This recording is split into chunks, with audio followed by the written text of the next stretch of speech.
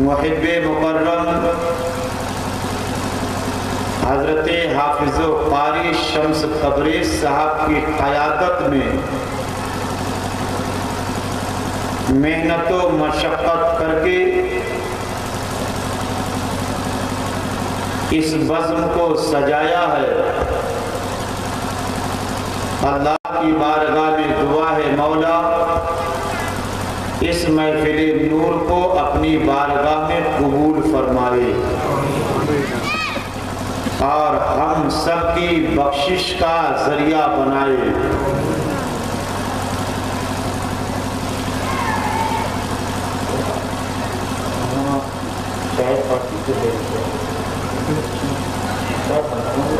تھوڑی دیر کے لیے یہاں آ گیا. جلسہ بہت مشکل سے ہوتا ہے.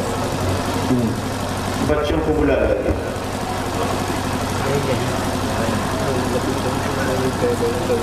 میں کمیٹی کے اپنے نوجوان بچوں سے گزارش کروں گا کہ آپ چائے کی دکان بند کر دیجئے، اس لیے کہ ہم نے مصطفیٰ کی محبت کی دکان کھول دیا ہے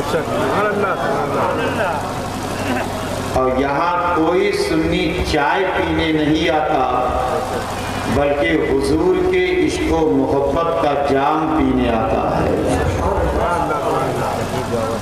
تو آپ لوگ بتائیے چائے پیئیں گے یا تقریر سنیں گے؟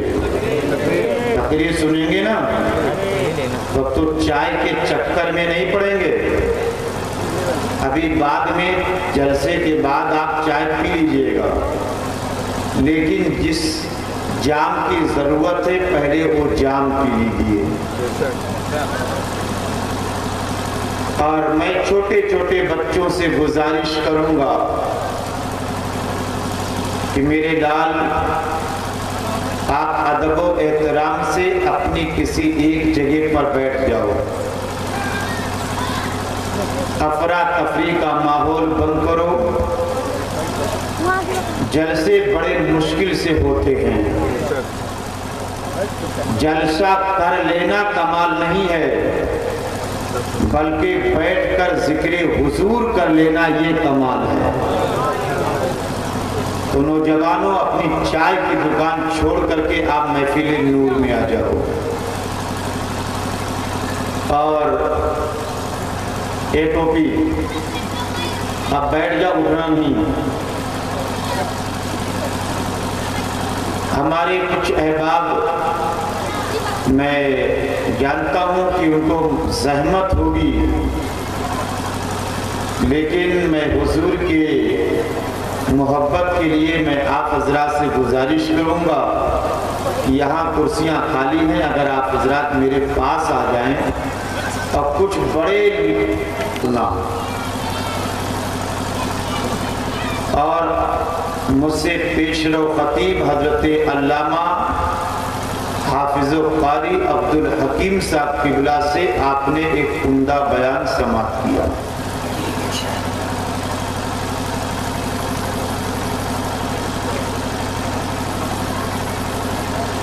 فخری زمین و زمن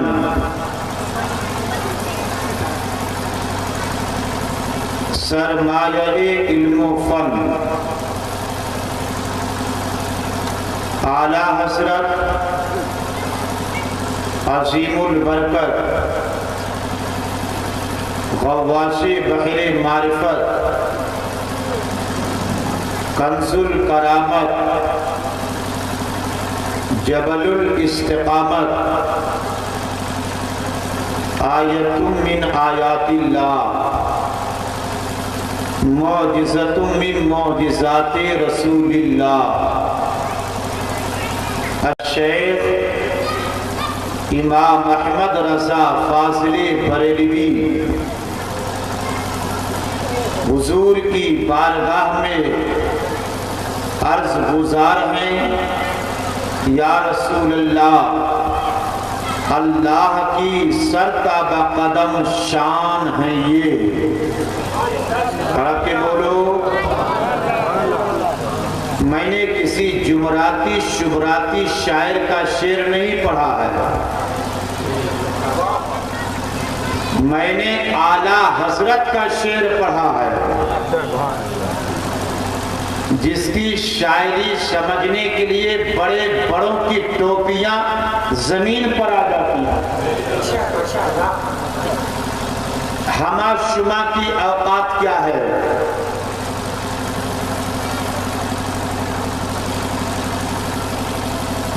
اور میں بڑی بڑی کانفرنسوں میں بھی یہ جملہ حضرت کہا کرتا ہوں کہ اعلیٰ حضرت کو سمجھنے کے لیے اعلیٰ علم چاہیے، اور اعلیٰ حضرت کو سمجھنے کے لیے اعلیٰ عشق چاہیے۔ جس انسان کے اندر علم اور عشق کا سنگم ہوگا، اور سر جھکا کر یہی بولے گا، ڈال دی قلب میں عظمت مصطفیٰ، سیدی اعلیٰ حضرت پہ لاکھوں سلام۔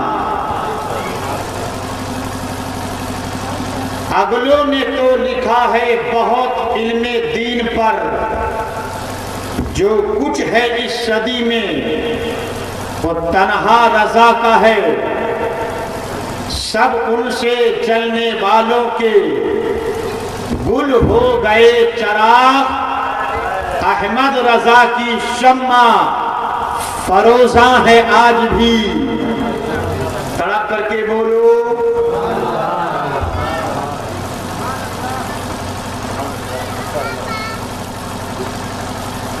آج میری تقریر دل اور دماغ دونوں سے سنیے گا، اور جلدی سے ماحول بنا لیجئے اور عشق کے رنگ میں رنگ جائیے، عشق کے رنگ میں رنگ جائیے۔ تو اعلیٰ حضرت عرض کرتے ہیں، اللہ کی سرتابہ قدم شان ہے یہ، انسان نہیں انسان، وہ انسان ہیں یہ، قرآن تو ایمان بتاتا ہے انہیں، ایمان یہ کہتا ہے میری جان ہیں یہ۔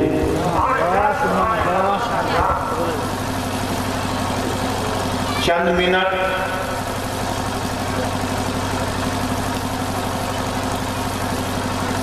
سنجیدگی سے چند جملے سن لیجیے، پھر میں اپنی گفتگو کا سفر شروع کرتا ہوں۔ اللہ کا احسان ہے کہ اس نے ہمیں انسان بنایا، اور اس سے بڑا احسان یہ ہے کہ اس نے ہم کو مسلمان بنایا، اور سب سے بڑا اللہ کا احسان یہ ہے کہ اپنے محبوب کا غلام بنایا۔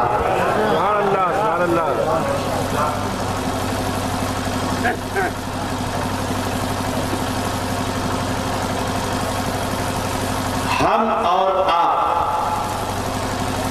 حضور کے غلام ہیں، حضور کے غلام، بولو حضور کے غلام۔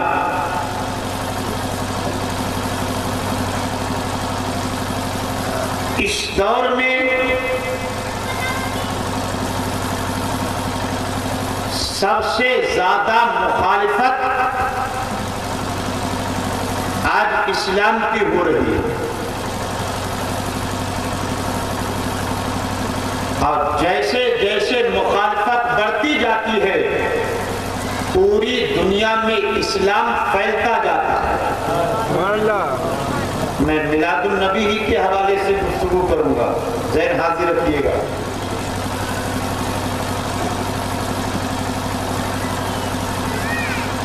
اسلام پوری دنیا میں سب سے زیادہ پڑھنے والا اگر کوئی مذہب ہے تو کون سا ہے؟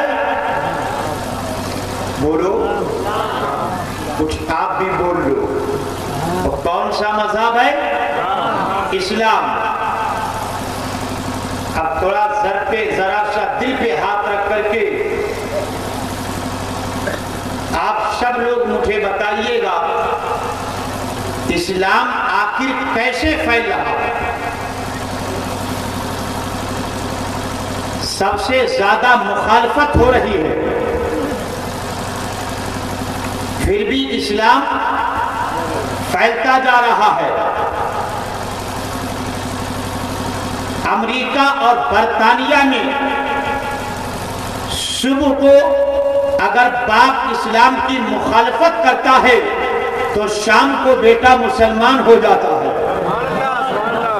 اور اگر شام کو بیٹا اسلام کی مخالفت کرتا ہے تو صبح ہوتے ہی باپ مسلمان بن جاتا ہے.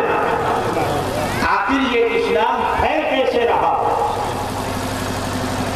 تو آپ سب بولو گے اسلام اپنی صداقت سے پھیل رہا ہے، اسلام اپنی سچائی سے پھیل رہا ہے، اسلام اپنی حقانیت سے پھیل رہا ہے، اسلام اپنی صداقت کے بنا پر پھیل رہا ہے. آج اسلام کیا میرے اخلاق سے پھیل رہا ہے؟ نہیں.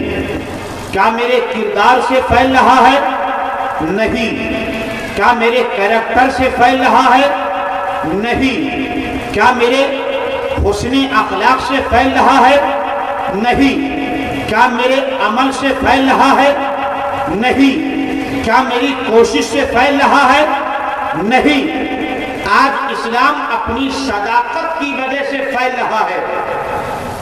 لیکن اے موراوا کے زندہ دل سنیو، اگر اسلام کی صداقت کے ساتھ میرا کردار شامل حال ہو جائے، اگر اسلام کی سچائی کے ساتھ میرا کیریکٹر شامل ہو جائے، اگر اسلام کی صداقت کے ساتھ ہماری کوشش شامل حال ہو جائے، تو آج سے 25 برس پہلے ہندوستان کے ایک دانشور نے کہا تھا کہ جس طریقے سے مسلمان جمعہ کی نماز کے لیے مسجد میں اکٹھا ہوتا ہے، اگر جس دن سے قوم ہندوستان کا مسلمان فجر کی نماز کے لیے مسجد میں جمع ہو جائے گا تو ہندوستان کی سلطنت مسلمانوں کے قدموں میں ہوگی.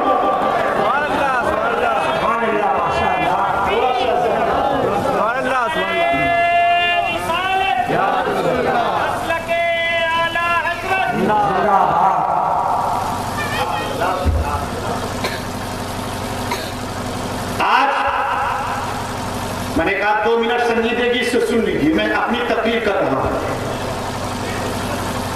آج میرا کردار، میرا کیریکٹر، میرا چال چلن،